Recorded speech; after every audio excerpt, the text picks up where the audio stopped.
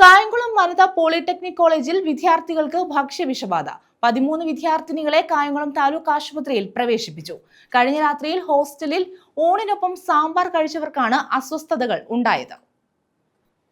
കായംകുളം വനിതാ പോളിടെക്നിക് കോളേജിൽ വിദ്യാർത്ഥികൾക്ക് ഭക്ഷ്യവിഷബാധ. ഛർദിയും വയറിളക്കവുമായി 13 വിദ്യാർത്ഥിനികളെയാണ് കായംകുളം താലൂക്ക് ആശുപത്രിയിൽ പ്രവേശിപ്പിച്ചത്. കഴിഞ്ഞ ദിവസം രാത്രി കോളേജ് ഹോസ്റ്റലിൽ ഊണിനൊപ്പം സാമ്പാർ കഴിച്ചവർക്കാണ് അസ്വസ്ഥതകൾ ഉണ്ടായത്. ഉച്ചയ്ക്ക് നൽകിയ സാമ്പാറാണ് രാത്രിയും നൽകിയതെന്ന് വിദ്യാർത്ഥികൾ പറയുന്നു. ഇന്നലെ രാത്രി സാമ്പാർ കഴിച്ചവർക്കായി പ്രശ്നം തുടങ്ങിയത്. ഇന്നലെ രാവിലെ മുതലേ പ്രശ്നമുണ്ട്. അപ്പം ഉച്ചയ്ക്ക് ശേഷം മൊത്തത്തിൽ എല്ലാവർക്കും പ്രശ്നമായ ഹോസ്പിറ്റലിൽ വന്നു. ഞങ്ങളൊരു 3 മണിയായപ്പോൾ ഹോസ്പിറ്റലിൽ വന്നത്.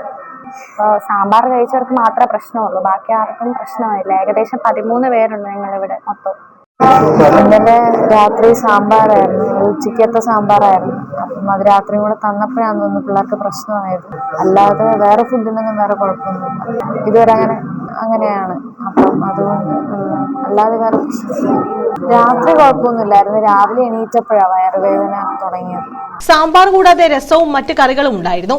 കായംകുളം നഗരസഭ ആരോഗ്യ വിഭാഗവും ഫുഡ് സേഫ്റ്റി വിഭാഗവും പോളിടെക്നിക് കോളേജിലെ ഹോസ്റ്റലിലെത്തി പരിശോധനകൾ നടത്തി. സാമ്പാറിന്റെ സാമ്പിളുകളും ശേഖരിച്ചു. News bureau, Kayamkulam.